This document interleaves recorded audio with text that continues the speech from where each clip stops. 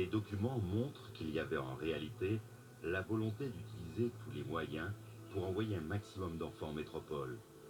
Ainsi, en ce qui concerne Marie-Thérèse, le 24 janvier 1966, le préfet de la Réunion écrit au directeur départemental de la DAS.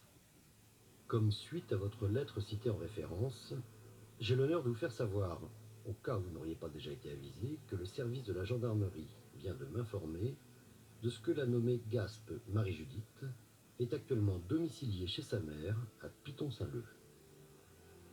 Quelques semaines plus tard, le destinataire de ce courrier, le directeur de la DAS, demande une autorisation de sortie du territoire pour envoyer définitivement Marie-Thérèse en métropole. La présente autorisation est valable jusqu'au 30 avril 1966 et pour un seul voyage. Son sort est scellé. Le 20 avril, avec des dizaines d'autres enfants, elle part pour la Creuse, au foyer de Guéret. Ce qui est étonnant, c'est que la DAS qui a retrouvé les traces de la mère ne demande pas à celle-ci si elle souhaite reprendre son enfant. Aucun document ne fait état d'une telle tentative. L'actuel responsable du service famille et enfance du Conseil général va découvrir d'autres manquements. On a l'impression que votre mère n'a jamais été rencontrée par l'assistante sociale.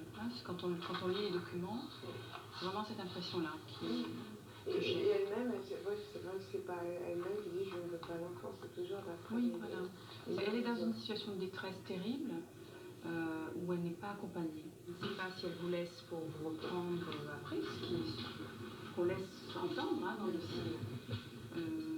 Mais en même temps, on n'arrive pas à voir comment le service social de l'époque a pu aider votre mère. Soit effectivement à dire qu'elle ne pouvait pas s'occuper de vous, ou soit à l'accompagner pour qu'elle s'occupe de vous. Entre 64 et 66, on n'a plus rien sur votre mère, on ne sait pas ce qui se passe, vous êtes à la première. On ne sait pas pourquoi 2 ans après on la recherche, et pourquoi pas en 64. Et au moment où on la retrouve, c'est vous qui partez. Donc c'est vrai qu'il y a une succession de faits comme ça, on a l'impression qu'il n'y a pas de lien. On retrouve votre mère, mais à ce moment-là, vous êtes déjà pupille de l'État. C'est-à-dire que les choses sont déjà enclenchées. Que votre mère n'a plus de droit sur vous. C'est le préfet donc, de la Réunion qui a les droits, qui exerce ce qu'on appelait à l'époque la puissance paternelle. Maintenant, on l'appelle l'autorité parentale, la tutelle. Et donc, votre destin, si je peux dire des choses comme ça, est déjà préparé pour que vous partiez donc, en métropole. Et le fait qu'on retrouve votre mère, on a l'impression que ça n'influe pas du tout sur la décision de vous faire partir. C'est ça qui est difficile, qui est terrible en fait. C'est-à-dire qu'on ne sait pas votre mère, qu'est-ce qu'elle en pense, elle n'a plus de droit sur vous. Et donc on considère qu'il n'y a plus de lien non plus. Pour moi, c'est un grave dysfonctionnement qui concerne quand même votre vie. Donc des décisions importantes, plus qu'importantes pour votre vie.